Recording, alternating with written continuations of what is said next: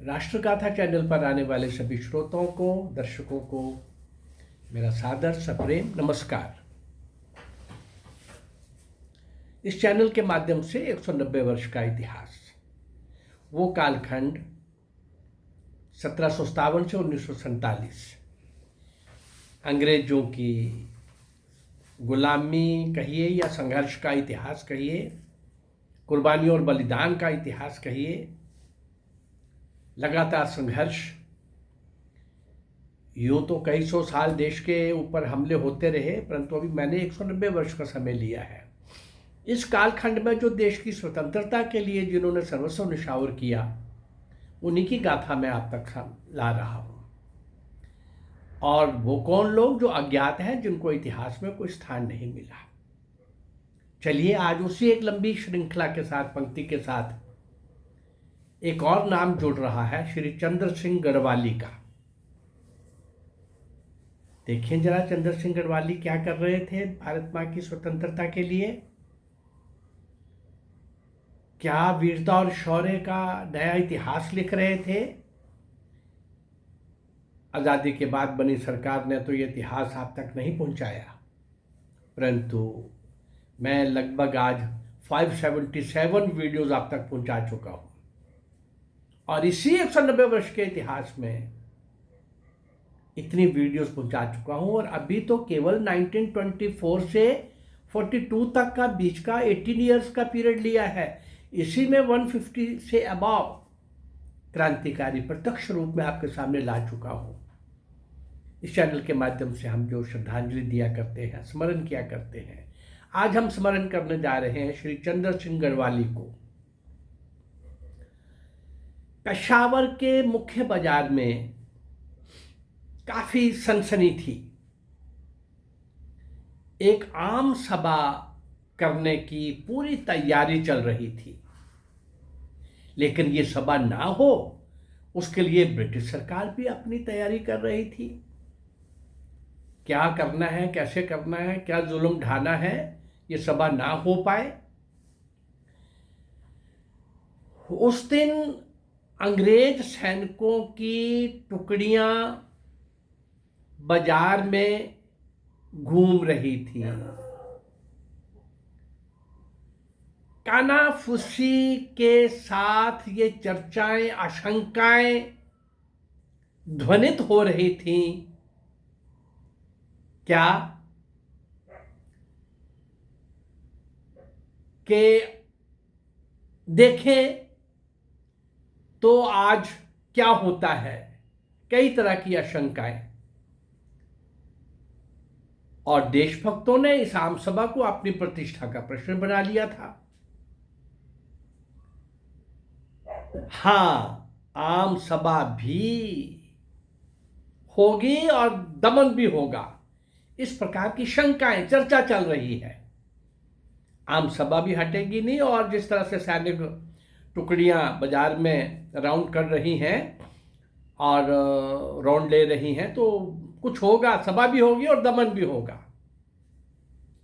लाठी चार्ज होने की पूरी संभावना, गोलियां भी चल सकती हैं।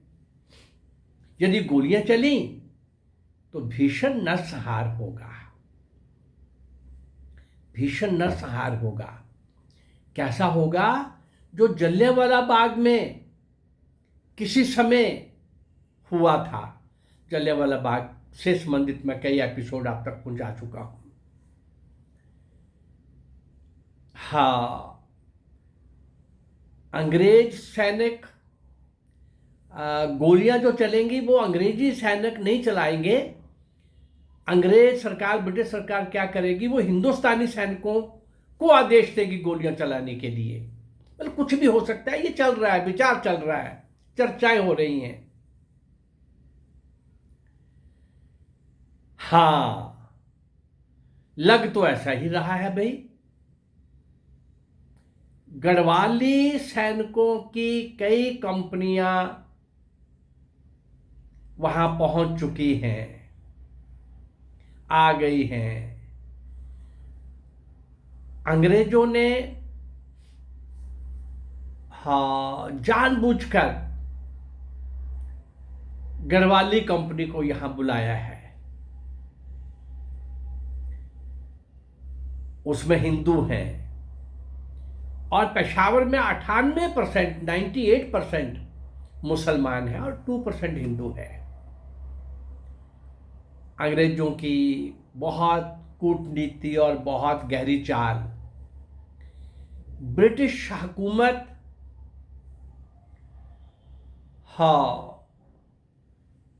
कुछ भी किसी भी तरह का नरसंहार करती हुई दिखती है। इन्हीं आशंकाओं के बीच पेशावर में उन देशभक्तों की आम सभा आरंभ हो गई। पठान लोगों में बहुत उत्साह था। ये पठानों का एरिया है पेशावर का। अपने नेता खान अब्दुल गफार खान को के नेतृत्व पर उनको पूरा भरोसा था। सीना ताने हुए सभी पठान सभा स्थल पर पहुंचे और खूब गर्मा गर्म भाषण हुए।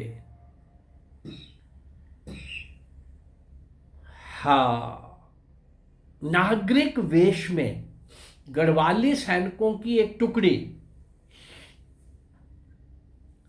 भाषण सभा स्थल पर थोड़ा दूरी पर वहां पर वो डटी हुई थी। मोर्चा लगा लिया हुआ था। माहौल बन रहा था कि कुछ भी हो सकता है। छतों पर बच्चे और महिलाएं भी बड़ी सब मात्रा में, बड़ी संख्या में दिख रही थी। कुछ लोगों को कुछ समझ आ रहा था और कुछ लोगों को कुछ समझ नहीं आ रहा था ये क्या होने वाला है। भाषण चल रहे थे तो इन गढ़वाली सैनिकों को भी पश्तो में वो बोल रहे थे पठान। किसी से पूछा इन्होंने, ये चंद्र सिंह गढ़वाली ने ही पूछ लिया कि भाई ये क्या हो रहा है, हमें कुछ सुनाई नहीं दे रहा। तो सार रूप में लोगों ने बताया कि ये देशभक्तों की सभा जो है, इनका ये फैसला है कि विदेशी माल और शराब की दुकानें बंद होनी चाहिए, विदेशी माल की होली जलानी है। इतना ही भाषण का सार रूप में गढ़वाली को पता चला। 23 अप्रैल से धरना होगा अगर सरकार बंद नहीं करेगी तो।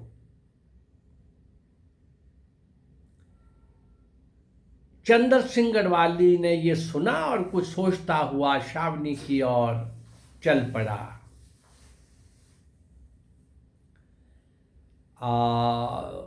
शाम को सभी की गिनती हुई, वो रूटीन का उनका मैटर रहता है। चंद्र सिंह गढ़वाली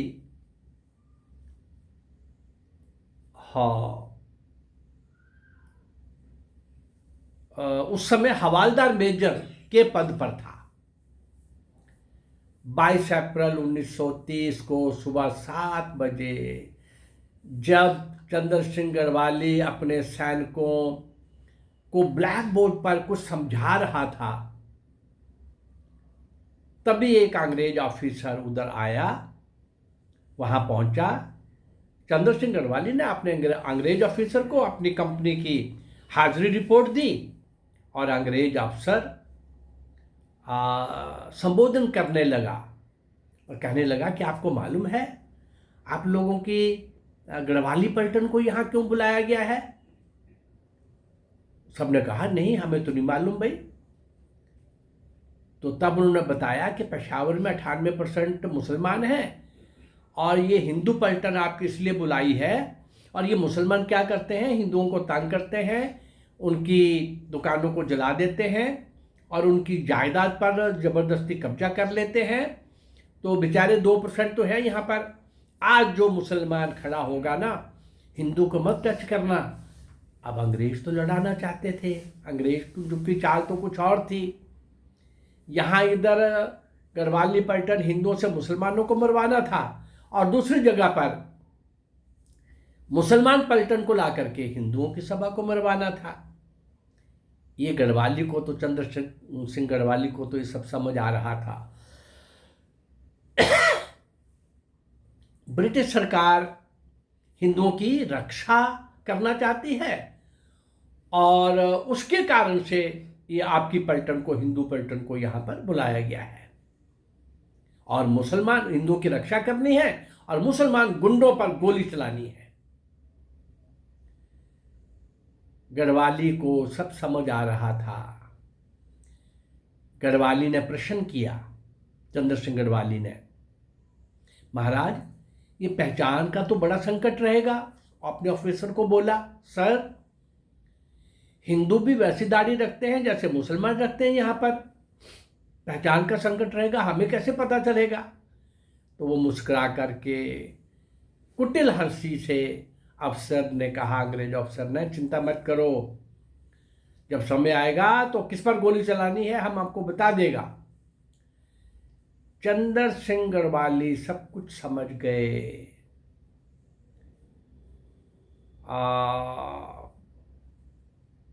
लेकिन एक अपने सैनिकों की एक बैठक बुला करके और एक शर्त के ऊपर और गोपनीयता का आश्वासन लेकर ये कहा कि देखो, झगड़ा हिंदू और मुसलमान का नहीं है। गढ़वाली पलटन को चंद्र सिंह गढ़वाली हवलदार मेजर था, वो बताने लगा अपनी पलटन को, झगड़ा हिंदू और मुसलमान का नहीं है। अंग्रेज लोग, अंग्रेजों के बीच में और देशभक्तों के बीच में की लड़ाई है ये, और अपने भाइयों पर गोली चलाना तो देश के साथ गद्दारी करना होगा।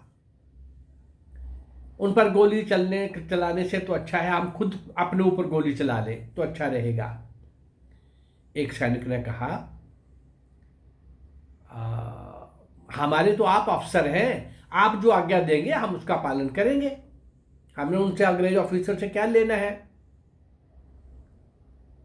और इस प्रकार से शाम की इस बैठक के अंदर एक शाम को, उसी शाम को गोपनीय बैठक हुई और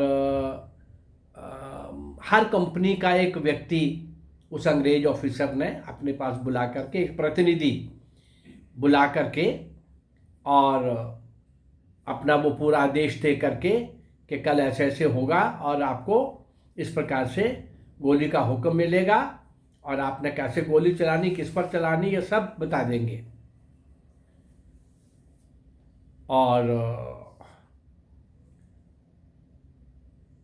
सारे के सारे लोग, अगर कोई गोली वो नहीं मानेगा, ऑर्डर नहीं मानेगा, गढ़वाली कंपनी के हाव भाव से उस अंग्रेज ऑफिसर को भी लगने लग पड़ा था। कंपनी और भी थी, पर स्पेशली गढ़वाली कंपनी को संबोधित करते हुए बोला कि जो नहीं मानेगा तो उसके हुक्म ना मानने का जो परिणाम होगा, गोली से उड़ा देना, फांसी पर लटका देना, कुत्तों से नुचवा देना,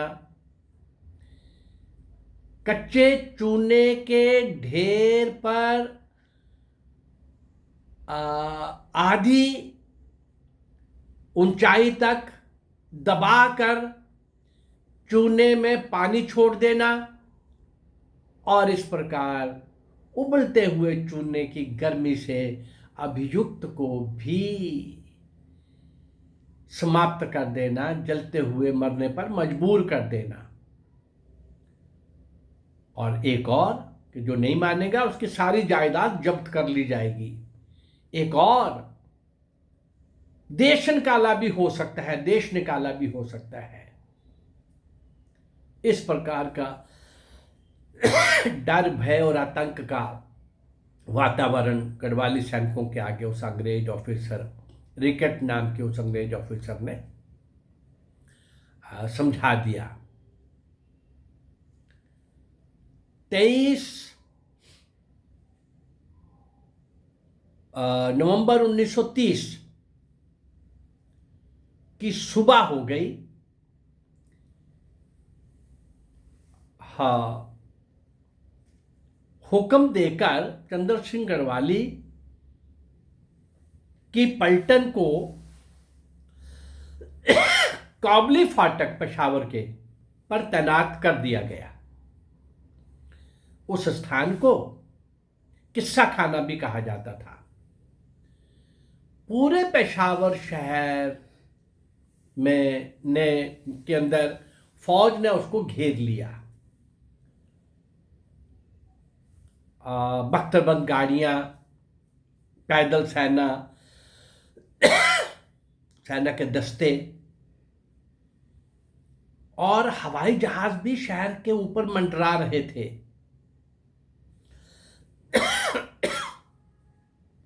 नगर के बाहर स्थित तोपों का मुंह भी नगर की ओर कर दिया गया था। स्त्रियां और बच्चे तो छतों पर थे ही। सभा आरंभ हो चुकी है। अल्लाहू अकबर, भारत माता की जय के नारे लग रहे हैं और नारे गूंज रहे थे। उधर एक अर्दली अंग्रेजी अफसर के पास आकर के उसके पहले अंग्रेजी अफसर रिकेट ने वहां पहुंचा और चिल्लाने लगा सभा के अंदर, यहां से हट जाओ। कोई नहीं हटा। उस समय एक अर्दली ने एक पत्थर रैकेट के हाथ में दिया और उस रैकेट को पढ़ते ही अंतिम चेतावनी देकर के बोला, तुम यहां से चले जाओ, नहीं तो लोगों पर गोलियां चला दी जाएंगी। वीर पठान अपने स्थानों पर डटे रहे। कोई असर नहीं हुआ उसके चिल्लाने का, चेतावनी का। लोग अपने अपने स्थान पर जमे रहे और भाषण भी चलता रहा। गढ़वाली पलटन की ओर देखकर यह अफसर गरज उठा और गढ़वाली पलटन को कहा, 3 राउंड फायर। आदेश का पालन नहीं हुआ। चंद्र सिंह गढ़वाली ने कहा, सीज फायर। गोलियां नहीं चली। ऐसे ही कुछ कंपनी के प्रमुख जैसे ये थे चंद्र सिंह गढ़वाली, रातों रात उनको भी तैयार कर लिया गया था और किसी ने भी उस दिन गोली नहीं चलाई। अब अंग्रेज सरकार के लिए ये बड़ा अपमानजनक पहलू था कि हमारा ऑर्डर नहीं माना गया, फिर तो कल हम इनसे कैसे काम लेंगे। अब ये संघर्ष कहाँ तक पहुँचता है, क्या क्या होता है। चंद्र सिंह गढ़वाली की परीक्षाएं अभी और भी बहुत थी आगे। उन सारी बातों का जिक्र, वर्णन हम कल के एपिसोड में करेंगे। किस प्रकार के लोगों ने अपने समय की उन चुनौतियों को किस तरह से साहस के साथ, वीरता और शौर्य के साथ, हिम्मत के साथ मुकाबला किया, जान दांव पर लगा दी। और हमें बताया गया कि आज़ादी कांग्रेस ने लेके दी है जो अंग्रेज ने बनाई अपनी रक्षा कवच के लिए। हमें बताया गया कि आज़ादी नेहरू और गांधी ने लेके दी है। बहुत बड़ा मजाक। चलिए इन बातों पर चर्चा के लिए कल हम फिर मिलेंगे। चंद्र सिंह गढ़वाली को आज हमने कुछ देखा है, कुछ कल देखेंगे। मेरा ये प्रयास इन अज्ञात लोगों को आप तक पहुंचाने का, श्रद्धांजलि देने का, ये यश कीर्ति उनकी गाने का और आने वाली पीढ़ी के लिए एक प्रेरणा के रूप में रखने का। अगर मेरा ये प्रयास आप लोगों को अच्छा लग रहा है तो इस चैनल को लाइक करिए, सब्सक्राइब करिए और शेयर करिए। नमस्कार, जय भारत, धन्यवाद।